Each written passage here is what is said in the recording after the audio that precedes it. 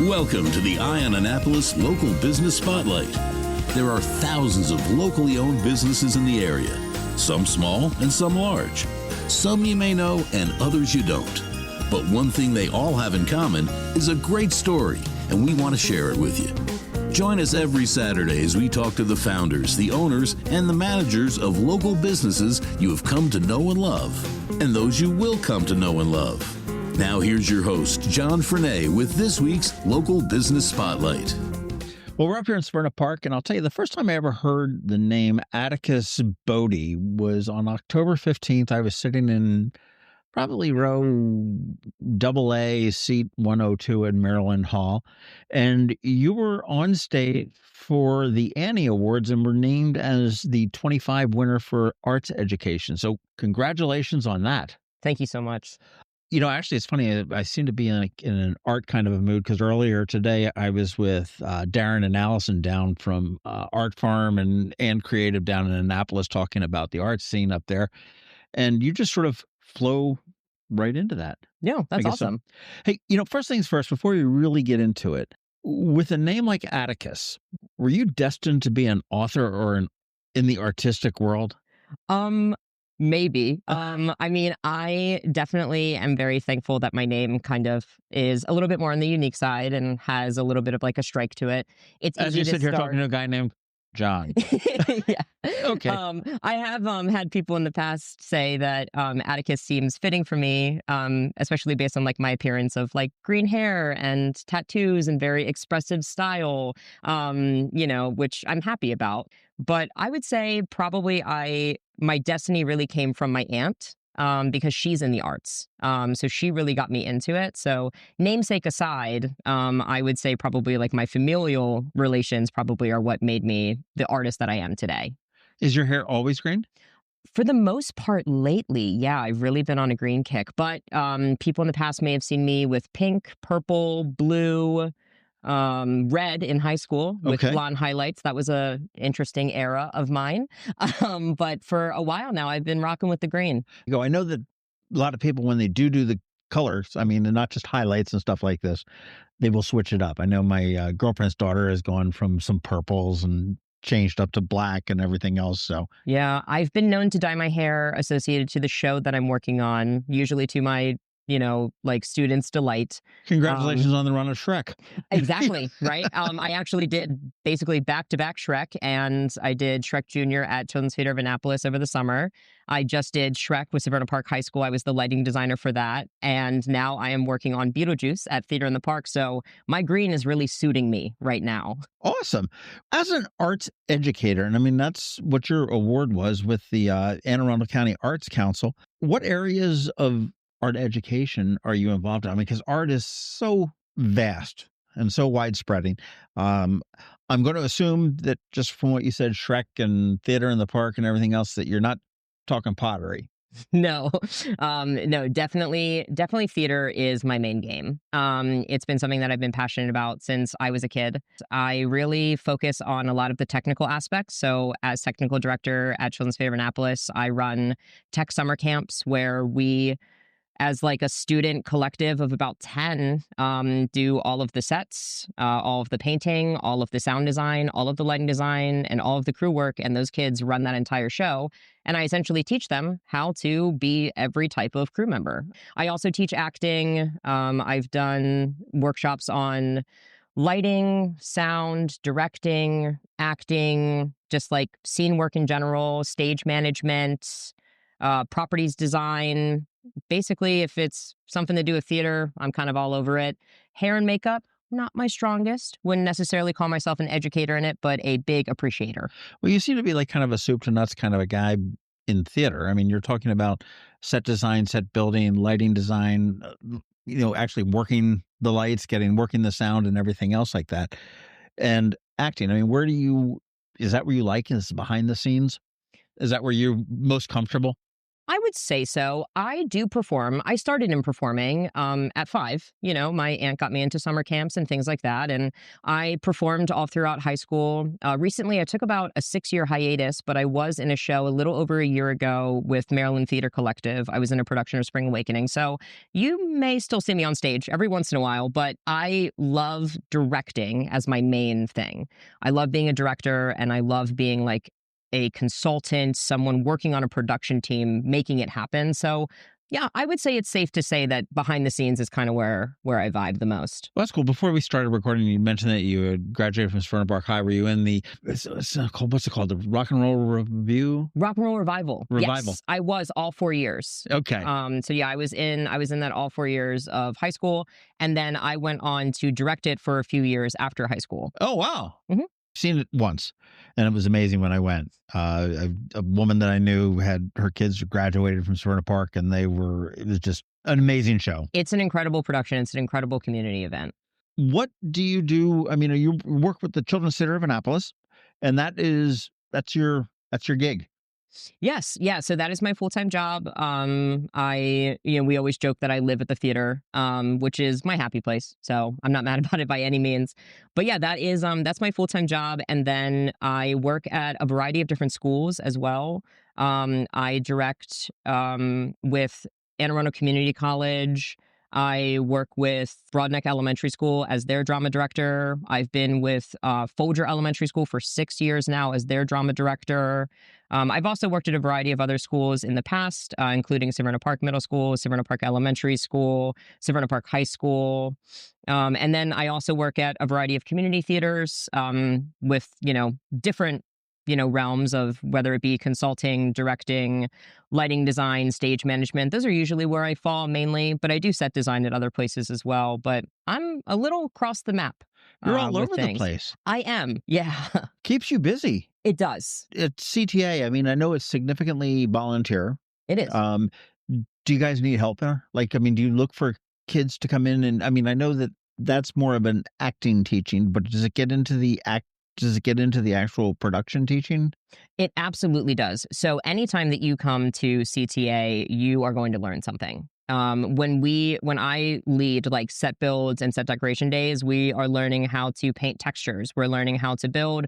We're learning how to work as a team. You get to learn how to do a fly system. We have like a motorized fly system. You get to learn how to run that. You get to learn how to run light boards, soundboards. We always need volunteers. And honestly, you don't need any skill set. You just need to come in with like a can-do attitude and a love for theater.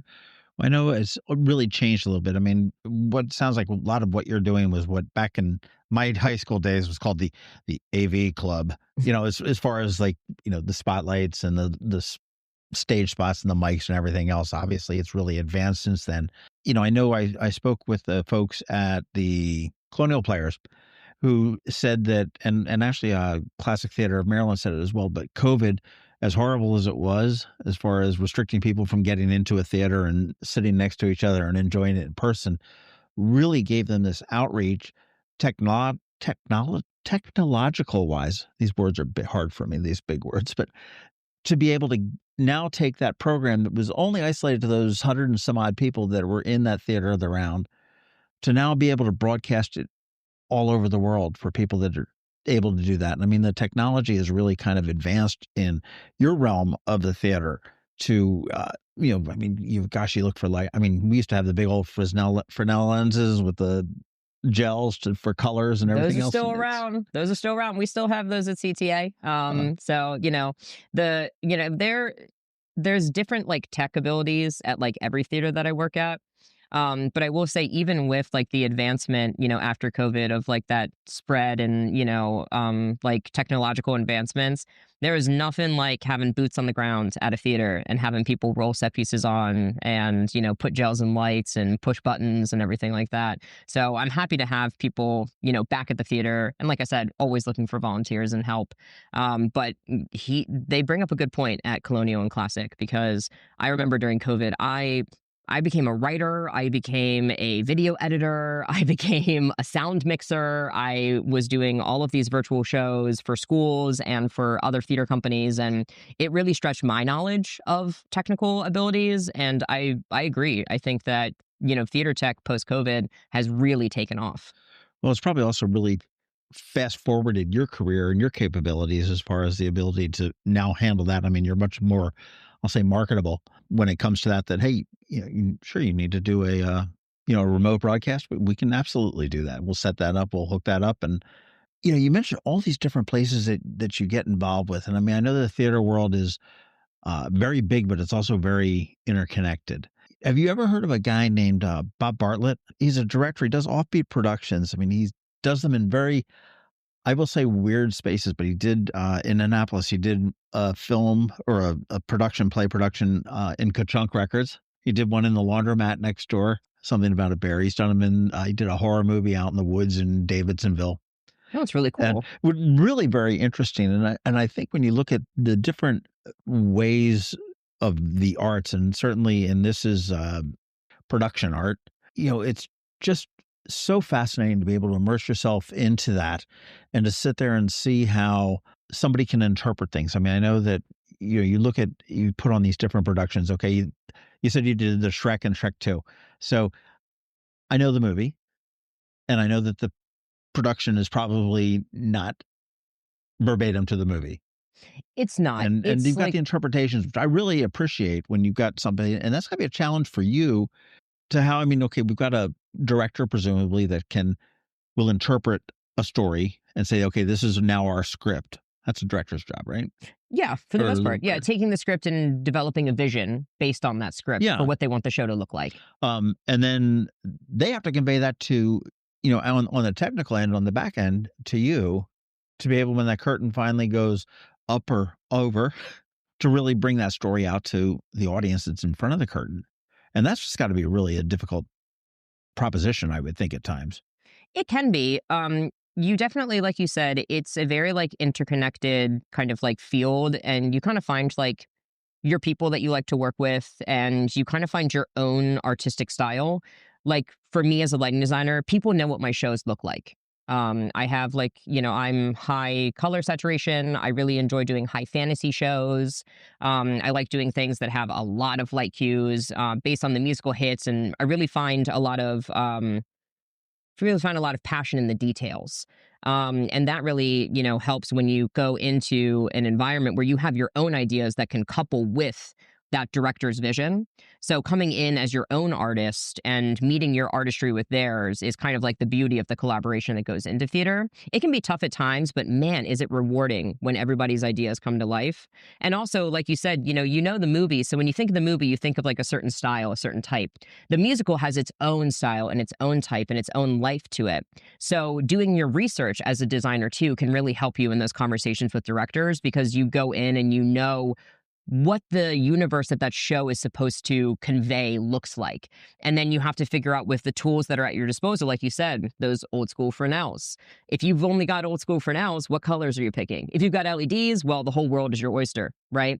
But, you go in and you say, what can I do and how can I make this come to life with what's in front of me? So it's definitely a collaborative effort, but man, is it worth it? It's funny. You said one thing when you were just talking about there, you said your shows are recognizable. Kind of interesting. I just never thought about that with the production. I mean, I know I've got some photographers that'll work for me and I can take all of their pictures. They could be all at the same event and take pictures.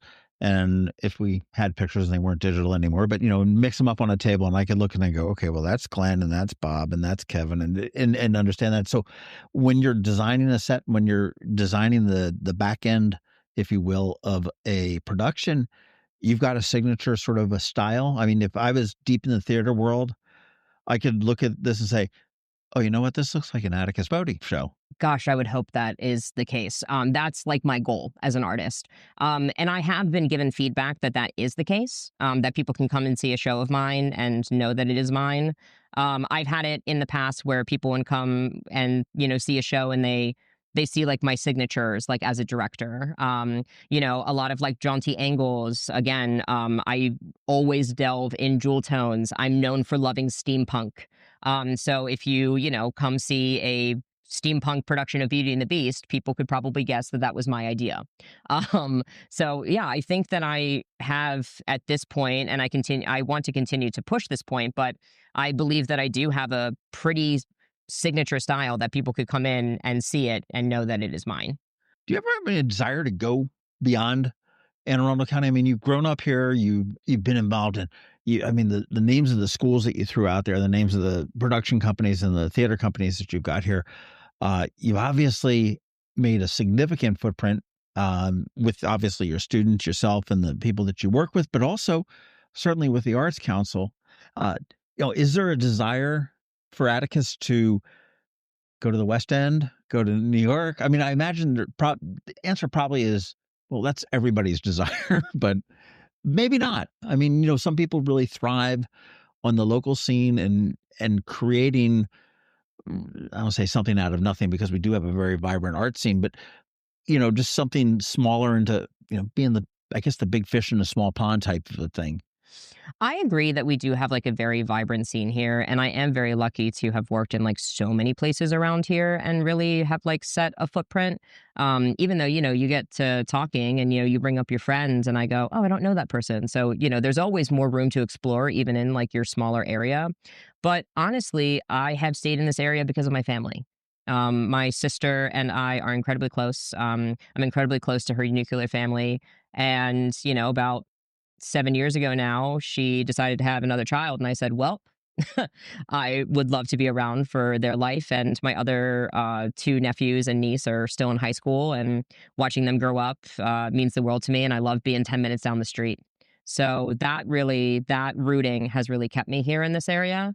And honestly, has made me not think too much about going somewhere else. And like you said, there's something to be said about a community that you can really thrive in and be a part of. And I think that I bring a good contribution to this area, and I want to continue to do that. And especially as new companies evolve and things like that, like I'd love to just jump into the new opportunities that are here. That makes sense. When did the creative bug bite you in the butt? I would say really the directing one hit me younger than I thought. My aunt actually gave me a notebook from when I was 7, and she was directing a production of Beauty and the Beast at Severna Park High School. And I was taking notes on the show. I was taking notes on people in their choreography, people in their costumes, things like that. So without realizing it, I think the creative bug hit me a lot sooner, but it really went into full swing when I was 16 and I directed my very first show during the One Act Festival at Severna Park High School. Students get to pick their own show. They get to pick their own script. They do the directing. They do the casting. They do the whole business. And it was not my best work, and I'm glad that it wasn't. But I said, I was like, I wasn't super happy with that, but I want to do it again. And then my senior year, I went on to direct another production. And I won Best Director, Best Show, and I had the Best Lead Actress and Best Lead Actor, which are the 4 awards that you can win for that festival. And my show won every single one. And I said, I'm going to take this as a sign, and I'm going to continue doing this forever. It definitely was. I mean, hey, wow. Why not? Is Severna Park the high school for drama?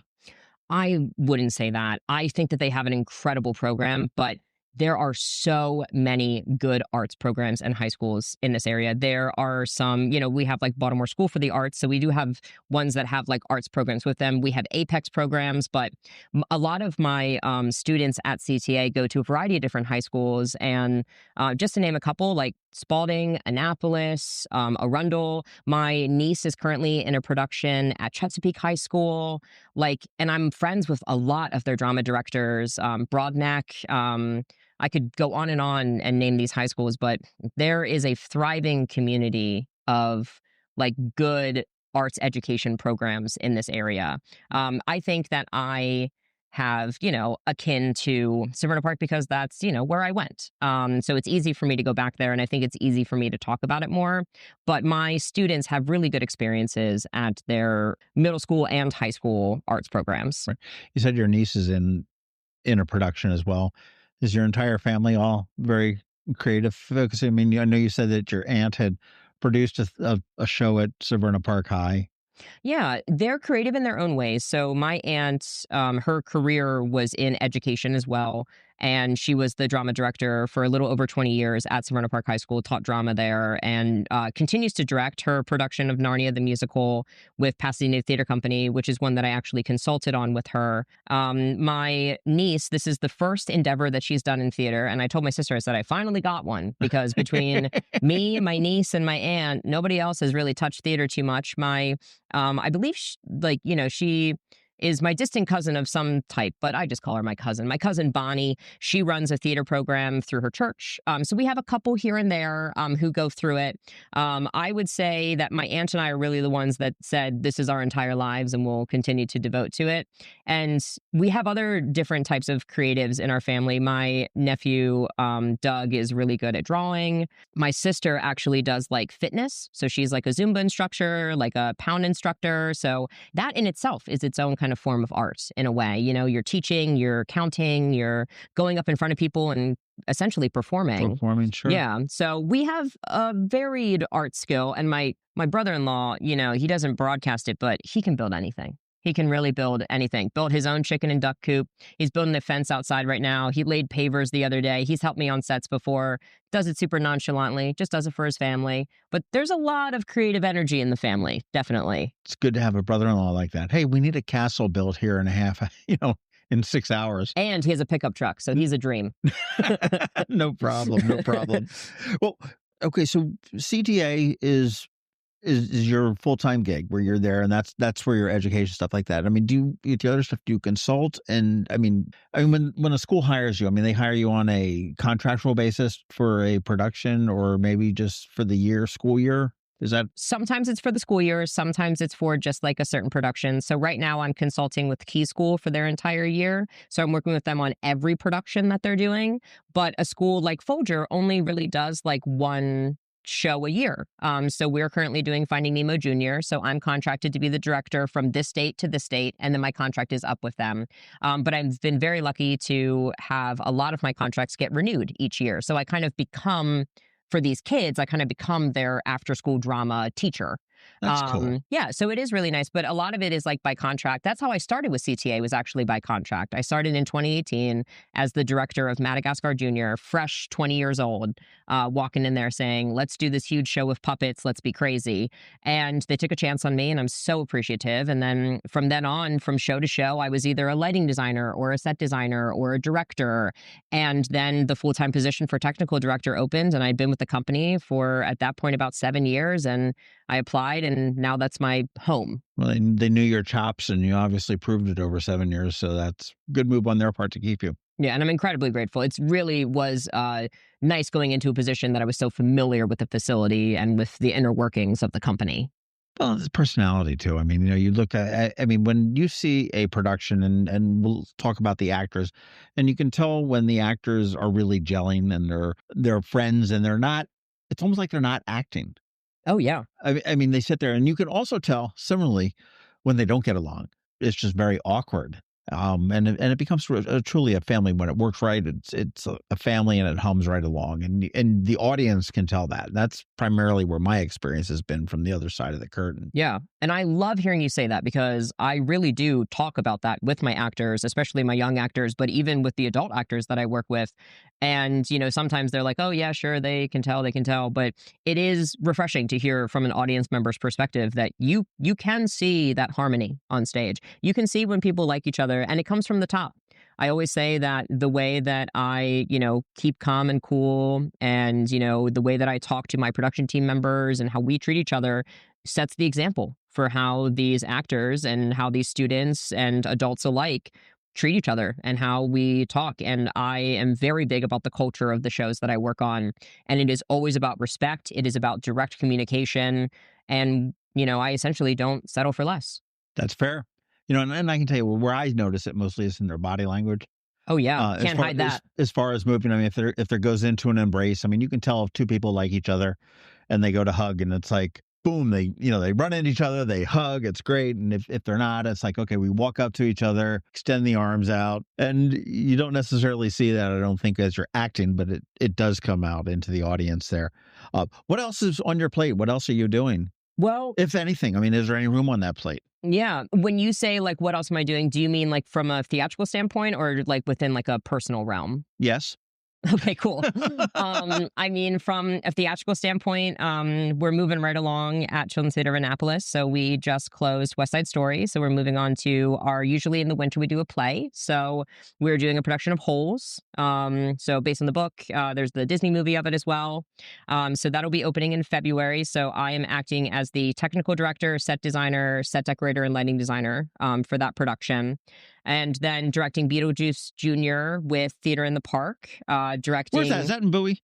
No, it's in the park. It's actually a reference to Severna Park. So we are right at the Severna Park Community Center. Okay. Yeah, and we perform at Anne Arundel Community College on the Pascal stage. Okay. Yeah, in the Robert E. Kaufman Theater. Right. And working on Finding Nemo Jr. with Folger McKinsey Elementary School. I am directing Madagascar Jr. with Broadneck Elementary School.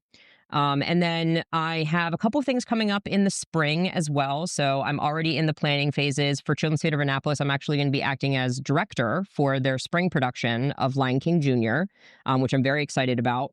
We haven't announced what show it is yet, but I will be the director for the spring production at Anne Arundel Community College. I don't know if that's like officially announced, so I may not be able to say that. Okay. But yeah, keep it a secret. but that is something that's like within my pipeline. I did direct with them last spring as well, but we're still finalizing those things. And then I have some other opportunities that are still kind of up in the air. A couple people have approached me about some things, so we'll see what's down the pipeline. But I believe I got everything that is within the immediate. I did talk about consulting with a couple schools and things like that as well. But those are like the main jobs that I have right now. Okay, you've got Folger Elementary, 8 years old, right? Fourth and fifth grade for Folger. Okay, so 9 and 10. Yeah. You've got high school stuff, so we're talking 15, 16. We've got community college, which is 18, 19, 20. And they also open it up to community members. So someone who, my aunt, who is of retirement age, I'm not going to expose her, but she was actually in my production of Museum. So it has a very wide range of ages that you can work with at Anne Arundel Community College. Who do you like to work with better? Oh, geez. You don't need any names, but I mean, yeah. Do you mean like age-wise or company-wise? I mean, it's got to be so different directing I've got to imagine an elementary school got to be like herding cats. Oh, it's awesome. No, it's awesome. I think that the adults at the community college may be able to take direction a little bit more and bring it all together because they maybe understand the vision a little bit better. But there are plenty of people that teach elementary school kids, and God bless them, because I know I could not. But just what do you like one age group over the other? I mean, does that? I think I have different areas of fulfillment with each group. I will say elementary school gets a bad rep because those kids are incredible. They are so uninhibited. You ask them to do something, they will do it. They are like sponges. And honestly, they understand so much more than they're given credit for. And something that's very rewarding about working with elementary school students is you're watching them become the people that they will be, and helping them to learn how to be good people is part of your job as an educator and as a director in those environments. And just teaching them the fundamentals of like working as a team, respecting one another, listening to each other's voices, and understanding the emotions of the characters and growing as they go through is something that really I take home and I feel really good about. I love working with high school. I love working with college and adult. And I agree with you. There is a different area of fulfillment. There's a different area of synergy, right, between adults who have had similar experiences, who can really tap into a character or share different life experiences with me, especially people. I've typically have worked with people who are older than me. I'm very young within like my career set. And I've learned a lot from working with other people and hearing about their shared experiences and seeing what they bring to characters that maybe I couldn't have brought out of them, but I can help to encourage. So it's a give and take. But I do really like working with young people in general, but I'm a people person. So honestly, every single age group I find a different area of fulfillment with, and I go home with my cup filled. I've never met a theater geek that's an introvert. So There are a lot of introverted individuals within this community, and I feel like I gravitate straight towards them. It's interesting watching people on stage versus off stage, and watching people in meetings versus out of meetings and things like that. But you do get a wide variety of different personality types in the field. It's funny. People say that I'm such this extrovert myself, and I'm like, I don't really see myself as that, because I would never want to be on stage doing a play. If I MC something or other, I want to be MCing something where I can deflect whatever it is I'm saying on whoever is doing the thing. Right. I like behind the scenes. Radio's great, TV not so much. But you said you've got some personal things going. I mean, not personal, but I mean, you said you were starting your own company or something, or? Yeah, and of course it's theater related, right? No but way. I know. Get out. Crazy. Yeah, I guess stick with what you know, right? See, now you should have just messed with me and said, yeah, I'm starting a construction company.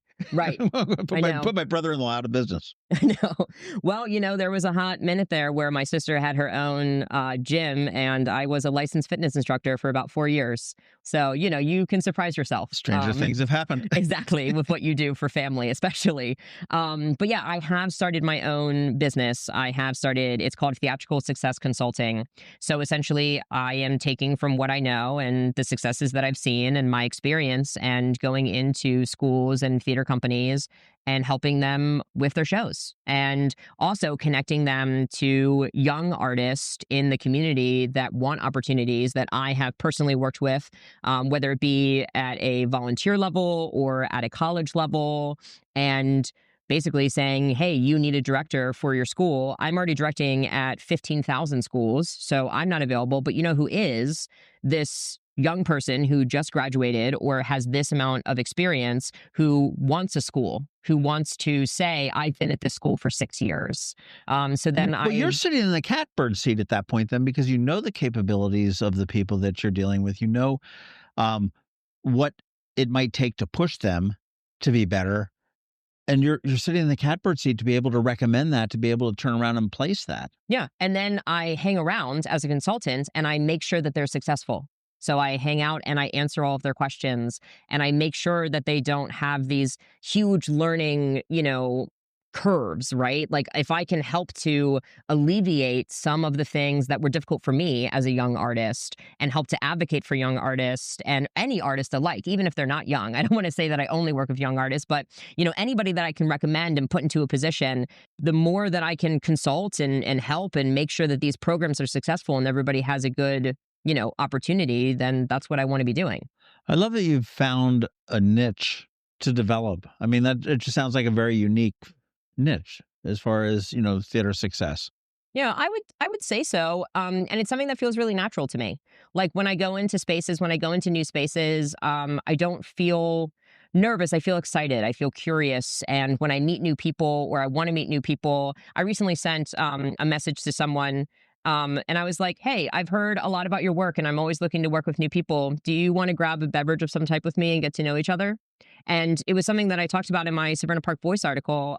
They asked me, they said, what is your advice for people that, want to succeed and want to be in theater? And I said, talk to everyone, get to know people, ask questions, and, go into spaces and go into new spaces, go see shows, and just get to know people and see what you can do. That's such a hard thing especially for like high schoolers and the younger people. Mm-hmm. And I sit on a board at Annapolis High. One of the things I always tell these kids is never be afraid to reach out to somebody and to ask the questions. Okay. I've just met you, Atticus. Okay. So if some kid tells me that, hey, I want to be on Broadway sometime. Okay. No, I don't know anybody on Broadway, but I said, call Atticus. He might be able to help you out with, maybe getting you there, but maybe the steps that you need to get there. And, the kids today, and I don't say kids today because I start to sound like a really old fart, but, I think it's very difficult when you're younger to be able to do that. And I always will give them my business card. I'll say, look, very few people in the world will look you in the eye and say, Atticus, I don't want to help you. I might say, I can't help you. I can't help you just now. Or I'm not the person to help you, which is fine. But I might know a guy. I might know a girl. I might know somebody that can help you. And it's much easier to be nice than it is to be a jerk. And it takes a lot less effort. Yeah. And essentially what you're describing is community. I mean, that is the essence of community, is helping each other and using your strengths and your resources to help someone else. And I agree with you. As a young person, it is really difficult to advocate for yourself and to put yourself out there, which is why I hope that for, as many people as I can be, I can help to be that kind of extra push, that middleman, that kind of helper to, get their voice heard, because there are some really, really talented people in this area that deserve, a lot of really great opportunity. Well, I'll tell you, as we start to wrap it up, I mean, I know we can get a hold of you and see you or see your work sometimes see you at Children's Theater of Annapolis. And I do recommend everybody go check out their shows, because the talent is pretty incredible there. I mean, you go in to see this and you'll come away blown away that it's children's theater, other than their size. No, and I really appreciate that you are saying that, because, especially doing productions, that have the name of Children's Theater of Annapolis, you're like, oh, it's a kid's show. It's not. These are very, very talented children who are doing, like this professional caliber work. I mean, these kids are putting so much of their time, effort, and energy. So many of them go on to pursue the arts, to pursue musical theater. And you have such a unique opportunity to see these kids shine before maybe they soar. And it's really nice. It's really nice to hear that, a community member feels that way about it. And if, anybody can take anything from this, any children's theater that you go to, and Children's Theater Annapolis especially, you are going to have a great experience, whether you know anyone in that show, whether you know the show before. You're going to see something of a very, very high caliber. It truly is. And I think, again, just in general in Anne Arundel County, we've got a very robust theater scene. I mean, we are so lucky. I mean, between Summer Garden Theater, which obviously is in the summer, but, you've got Colonial Players, you've got the Compass Rose Theater, which is really itty bitty tiny one at the top of Maryland Hall. You've got the Children's Theater of Annapolis. You've got the Classic Theater of Maryland. We definitely bat way out of our league. We have 2 symphonies. I know. How many? How many? And then throw in a ballet and a opera company as well. All professionals. Yeah, we are incredibly lucky in this area. And, kind of to your point before, it's one of those things where it's like, why leave? I mean, it's very, very nice here. And everybody, I mean, I know a lot of the folks that work at these different, companies, and I've worked with Colonial, I've worked with Annapolis Summer Garden Theater, I've worked with Compass Rose, and every time that I go in, I meet new people, I have new experiences, and it's ever flowing. I mean, it's constantly growing, it's constantly changing, and it's not going anywhere. So, how do we get in touch with you? If people want to get in touch with you, maybe somebody wants to consult with you to learn about theater success, is there a best way to get in touch with you? Yeah, pretty straightforward. So I've got 2 main website access to me. My personal portfolio, if you're looking at me as a director, designer, things like that, is atticusboidy.com. Lucky with that name, huh? Yeah, you probably had a bid for that or something like that, right? I did. I know. I had to message someone and say, please, please, please, I need it. And then Theatrical Success Consulting, again, is theatricalsuccessconsulting.com. Either of those, you'll be able to reach out to me. And then, even just my email, it is, surprise, surprise, atticusboidy@gmail.com. But yeah, whether it be through my websites, or whether it be through email, I'm available. And, as a community member too, you can easily find me on Facebook. Well, I think, you look at the different schools, the different production companies that are around, and certainly it doesn't necessarily need to be the theatrical. I mean, I would certainly think that the opera and the ballet and stuff like that certainly can use some of your expertise as far as, set design and everything else that goes right there. But if you're working in a theater type in that world, or if you're in a school in that world, check it out, man. This is, get beyond the green hair, and you've got a lot of talent there, and you've got an award winner from the Anne Arundel County Arts Council as Arts Educator for the year in 2025. But congratulations on that. Again, April is just wonderful with everything they're doing at the Arts Council to sort of, they're like the glue that keeps the art world together in Anne Arundel County. And, congratulations, but thanks so much for your time to sit down, and thanks for offering this great place to sit down and have a conversation. Yeah, thank you so much. I really appreciate it. Thanks for listening to this week's Local Business Spotlight.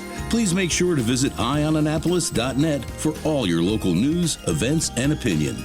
And in case you haven't already, please subscribe to the Eye on Annapolis Daily News Brief, where we bring you all the day's local news direct to your phone, tablet, or computer in about 10 minutes. It comes to you at 6 a.m. every Monday through Friday, and you can subscribe on Apple Podcasts, Google Podcasts, or wherever you get your podcasts.